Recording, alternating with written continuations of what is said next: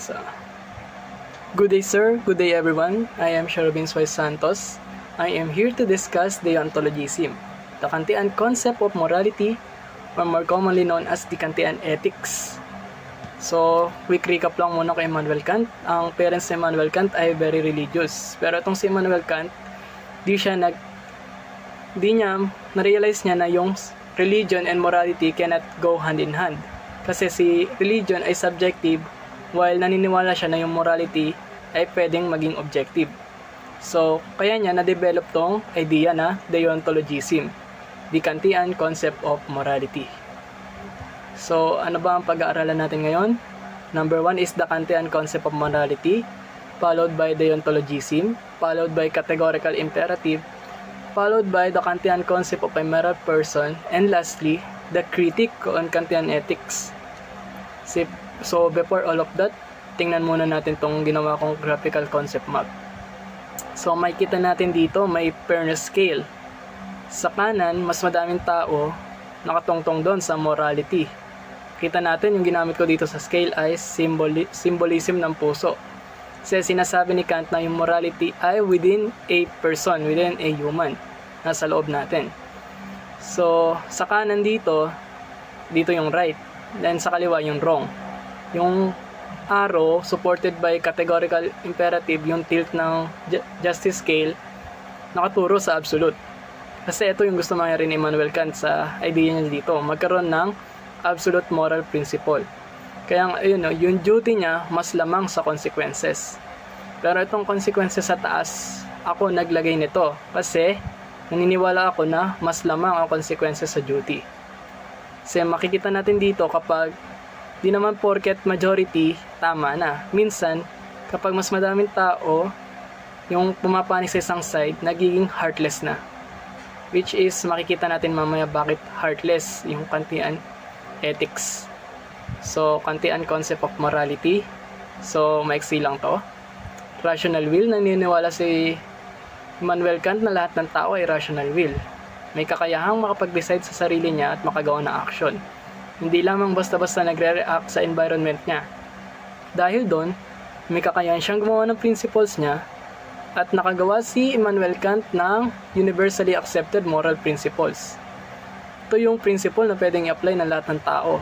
Dinase niya to sa duty, which is duty, obligation. Ito yung something na kailangan natin gawin kahit anong mangyari, kahit anong paman yung situation. At yung duty na yon nakabase sa true fidelity, katapatan, totoong katapatan sa ginagawa natin. At lahat ng to ay internal decision ng tao. So ayun ang Kantian concept of morality. So next tayo sa deontologism. So ang etymology ng deontologism ay based on the Greek words deontos and logos, duty and study. Naka-emphasis dito na yung morality ng tao ay based sa duty. Ano ba ang duty? Ang duty ay that which ought to be done. Or in other words, obligation. Yun nga, yung kailangan gawin ng tao kahit anong mangyari. And morality within the human personality, nasa loob ng tao. And universalizability, universal perception or code of behavior. Ito yung mga code of behavior na applicable sa lahat ng tao. Pag ganon, matatawag natin siyang universalizable. So, ayon kay Immanuel Kant, ano ba naka-influence sa morality ng tao? We have the motive, the intent, and will. So, itong lahat ng to nakikita sa loob ng tao. So, kaya ang sabi ni Immanuel Kant, naka-base sa morality sa intention and intuition ng isang tao. So, matatawag din dito sa idea niya na intuitionism. Yung, alam mo yung isang bagay na tama, based sa intuition mo lang. Di mo kailangan ng proof.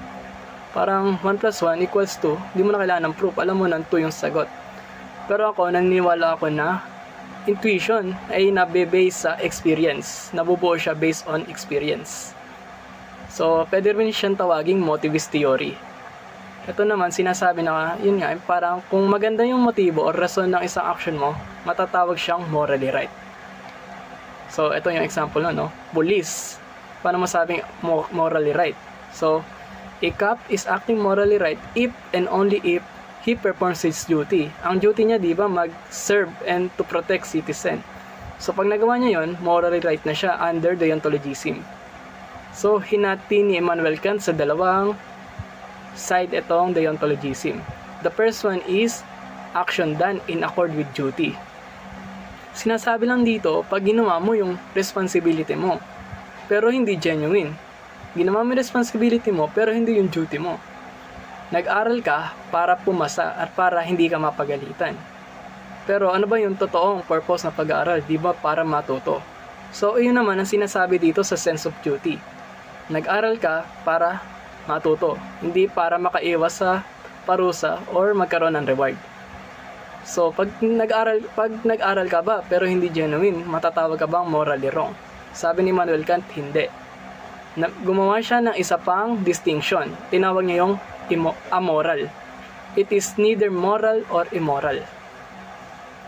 So, move on tayo sa categorical imperative. So, categorical meaning it applies to all rational beings. And imperative, the principle by which all human beings ought to act whatever the situation will be. So, parang duty or obligation. Kasi ang synonym, di ba, ng imperative is a command. So, pag pinagsama, it is a command or maxim that enjoins a person to do a certain action without qualification, inasmuch as doing an act, that act is the most universally accepted thing to do, or it is something binding for all persons. So, ano ba pag sinabing command or maxim? So, explain natin later. Pero sinasabi lang dito, ginagawa mo isang bagay na hindi mo kine-question kasi ginagawa ng marami. Mare, bawal pumatay. Alam ng mas marami na bawal, masama talagang pumatay. So, hindi mo na-questionin bakit ba masama ang pagpatay kasi nga yun yung universally accepted, bawal pumatay. So, explain na natin kung ano yung maxim. It is a description of your action and what you're trying to achieve. So, state mo lang kung ano yung gusto mo mangyari at kung paano mo gagawin yun. So, may template nga tayo dito sa baba. So, in order to blank, I will blank. So, for example, gusto mo yumaman. Pwede mong sabihin dito na, in order to be rich, I will steal from others. So, paano natin masabi kung mabuti ba yung maximo? So, explain natin later. So, dito sa categorical imperatives, nag-introduce si Immanuel Kant ng tatlong types ng imperative. The imperative of skill, imperative of prudence, and imperative of morality. So, dito sa skill, ang sinasabi lang, ito yung mga naka-influence sa'yo para gawin mo yung isang bagay para ma-attain yung goal mo or mag-develop ka. Kasi diba sa skill, ito nade-develop to over time eh. So for example, gusto mong gumaling sa basketball. So magpa-practice ka araw-araw, magte-training ka. Yun yung action mo para maging magaling ka sa basketball. While sa prudence, ito yung mga influence sa'yo para ma-attain mo yung happiness through hard work. So kunwari, engineer, no? Pag pumasa sa engineer, masaya ka. Pero bago yun, dadaan ka muna sa hard work. Madami ka munang pag-aaralan na mahirap. So, ayun yung imperative of prudence.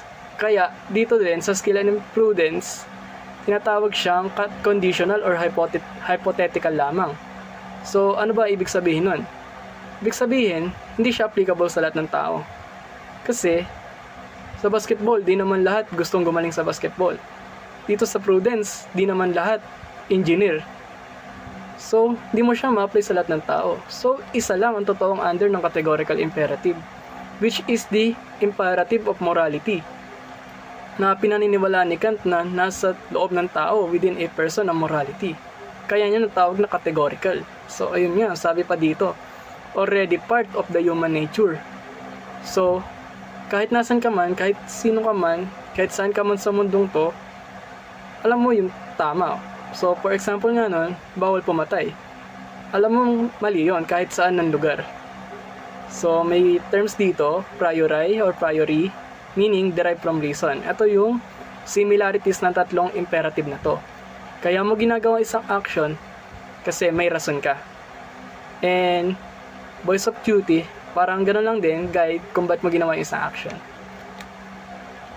So, dito na natin masasabi kung tama ba yung maximo o mali. So, may dalawang principle under categorical imperative. The first one is the principle of universalizability. So, act only on that maxim whereby they can and at the same time will that it will become a universal law. So, sa dami sinabi ni Immanuel Kant, ano ba ang ibig sabihin nito? So, naalala niyo yung maxim natin na para yumaman tayo, magnanakaw tayo. So, imagine lang natin kung lahat ng tao ginagawa yon. So, kunwari, nagnakaw ka nga, nanakawan ka din. So, mayaman ka na ba nun? So, di ba, hindi ka naman yumaman. Meaning, hindi applicable sa lahat ng tao. Gugulo yung mundo. Meaning, hindi na siya under ng categorical imperative. So, ang focus dito, hindi applicable sa lahat ng tao. Yun. And next one is the formula of humanity. Act so as to treat humanity whether in your own person or in that of any other, every case as an end, never as means only. So, ang daming sinabi, no? Hindi na natin naintindihan. So, meaning lang naman ito, tratuhin natin yung bawat tao with humanity, dignity, and respect. Bakit? Dito, explain natin sa Kantian concept of a moral person. Kasi naniniwala si Kant na lahat tayo ay autonomous or may autonomy. So, ito parang rational will na lahat ng individual ay may kakayahang i-govern, i-regulate, makagawa ng choice at action para sa sarili niya. Di natin pwedeng tanggalin sa ibang tao to. Kaya kailangan natin silang tratuhin with humanity. Ngayon, sabi pa dito, kailangan natin i-respect lahat ng autonomous agent. Kahit sa tingin natin, mali sa palagay natin, sa perspective natin, mali. Pero sa perspective na iba, malay natin tama sa kanila yon. So, ang gusto mangyari ni Immanuel Kant, magkaroon ng absolute moral principle, pero hindi niya tinanggalan ng karapatan yung ibang tao na mag-comply sa perspective na ibang tao. So, kailangan niya i-balance yon. And universalizable, kanina pa natin sinasabi, it is a principle or rule na applicable sa lahat ng tao para masabing morally right yung isang action. So, move on na tayo sa under Kantian concept of moral person. Merong perfect duty at imperfect duty. Hinati ni Immanuel Kant sa dalawa. So, ang meaning ng perfect duty, that which a person must always observe irrespective of time, place, or circumstances. Ito yung mga isang bagay na morally right kahit nasan ka man, kahit anong oras, anong lugar, anong pagkakataon. So, magbigay na natin ng example. So, bawal pumatay. Kahit saan lugar ka, di ba, kahit anong oras, alam mo sa sarili mong bawal pumatay. Kaya siya tinawag na perfect duty. Walang pinipiling panahon. While sa imperfect duty, ito yung may pinipiling occasion. So, ang example dito ay student. Sa school ba, ano yung duty natin? Di ba ang duty natin mag-aral, matuto. Pero pag uwi mo sa bahay, iba na yung role mo. Hindi na yung duty mo, hindi na mag-aral. Pwedeng gumawa ng gawaing bahay. So, nakadepende sa panahon, sa oras. So, kaya tinawag na imperfect duty. Ang similarities nila, priori, based on reason. Kaya ating ginagawa isang action.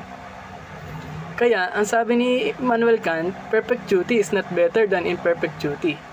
So, hindi naman porket absolute na yung isang bagay. Kunwari nga, bawal pumatay, lamang na yun lagi sa imperfect duty na nakadepende lang sa occasion.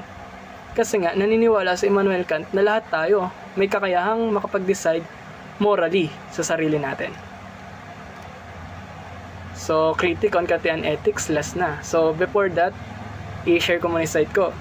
So, ang side ko kasi dito, 50-50. Hindi pwedeng puro Kantian ethics lang, hindi pwedeng puro emotions lang. So, ano ba yung application ng Kantian ethics sa present world natin? So, makikita pa rin naman siya sa laws, sa rules and regulations, and sa 10 commandments. Diba sa batas, walang nakakangat sa batas. Kahit hindi pwedeng mag-base ka sa emotion sa batas. Basta may nagawang kasalanan, dapat may managot. So, iyon, under siya ng absolute moral principle ng Kantian ethics. Doon nakabase yung mga batas natin kung bakit walang kinikilingan yung batas. Pero, di naman sa lahat ng pagkakataon, puro rason lang ang titingnan natin. Kailangan din natin tingnan yung emotion. Kasi, di naman perfecto yung mundo natin. We are living in an imperfect world. Iyon yung hindi na-consider ni Immanuel Kant. Na hindi pwedeng puro rason, logic lang ang paiiralin. Kasi, madaming complexity yung mundo na kailangan sometimes paganahin din natin yung emotion natin. Kasi tao lang tayo. Hindi rin tayo perfecto. So, ayun yung take ko. 50% Kantian ethics, 50% emotion. Kasi yun naman yung deciding factor ng mga tao. Logic and emotion. So, move na tayo. So, unang critic ay absolute moral principle. So, na-achieve ba ni Kant na magkaroon ng absolute moral principle? So, ito ang case. Si murderer at the door. So, imagine a couple. Si boy may nagawa atrason, nagtatago siya dito sa murderer. Etong si girl, siya yung kumausap. Nagtanong si murderer. Tinatanong niya yung location ni boy. So, si girl, pag sinabi niya yung location, alam niya mamamatay si boy. Pero pag hindi niya sinabi, alam niya nagsisinungaling siya sa sarili niya. Kasi alam niya kung nasan eh. So, kung susundin niya yung Kantian ethics, bawal siya lang magsinungaling. Pero, may mamamatay. So, dilema. Kaya, naging critic siya. Ang next naman ay subordinated by rational will. So, based lang ba lagi sa rational will dapat? Hindi ba pwedeng sa emotion yung ibang bagay? So, ito yung sinabi ko kanina. So, example dito ay mother and the sick child.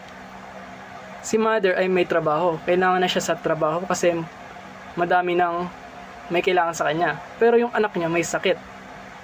So, ang sinasabi sa Kantian ethics, pabayaan niya yung anak niya kasi mas logical na mas madami siyang taong matulungan. At yun din naman yung duty niya, makapagtrabaho. Pero sa totoong buhay, wala namang gagawa nun. Sinong mother ang iiwan yung anak nila? So, minsan, kailangan din paganahin yung emotional. Hindi pwedeng puro logical lang. And duty as principle, ni-reduce ni Kant yung morality na puro duty lang, puro isang absolute principle lang. So, example dito, si Heinz dilemma na naman. Iba si Heinz para mailigtas yung asawa niya. May choice siya na magnakaw kasi hindi kaya ng pera nila. So, pag sinunod niya yung Kantian ethics, hayaan niya na lang mamatay yung asawa niya. Kasi kahit kailan, never magiging tama yung pagnanakaw. Kasi nga, hindi applicable sa lahat ng tao. So, ayun yung main idea ng deontologism. And heartless. Do your duty and do not look to consequences. So, etong nasa picture, kilalang kilala natin. Ito yung Nazi Germany. So, bakit heartless? Kasi, pag titingnan natin, itong mga soldier from Nazi Germany, ginagawa lang nila duty nila. Yung sense of duty nila. Alam nila na ang sense of duty nila ay protektahan yung fatherland nila. Pero, sa mata ng buong mundo, alam nating mali yung ginawa nila. Madami silang atrocities na ginawa ng World War II. So, buti na lang talaga, wala na si Immanuel Kant ng World War II. So, kung hindi, magkagulo pa. So, ayun. So, eto, last na critic ay conflicting duties. Hindi na-consider ni Kant yung dalawang conflicting duties. So, for example dito is the perfect duty versus imperfect duty. Sino yung mas mananaig? So, ang case dito is si doctor and patient case. Si doctor, meron siyang pasyente na may malubhang sakit. So, kung sasabihin niya, baka mawalan na ng ganan lumaban yung pasyente niya. Pero kung hindi niya naman sasabihin, baka makayanan pa. Kung magsisinungaling siya, baka makayanan pa ng pasyente lumaban. Di ba ang perfect duty niya? Huwag siya magsinungaling. Pero ang imperfect duty niya, magligtas ng buhay. So, parehas tama. So, ano yung susundin niya doon? So, di ba medyo malabo? So, kaya naging critic din siya sa Kantian ethics. So, yun lang naman yung about sa Kantian ethics, the Kantian concept of morality ni Immanuel Kant, o mas kilalang deontologism. So, paalala lang, si idea to ni Immanuel Kant at hindi akin. And, ayun lang, naway madami kayong natutunan at thank you for listening.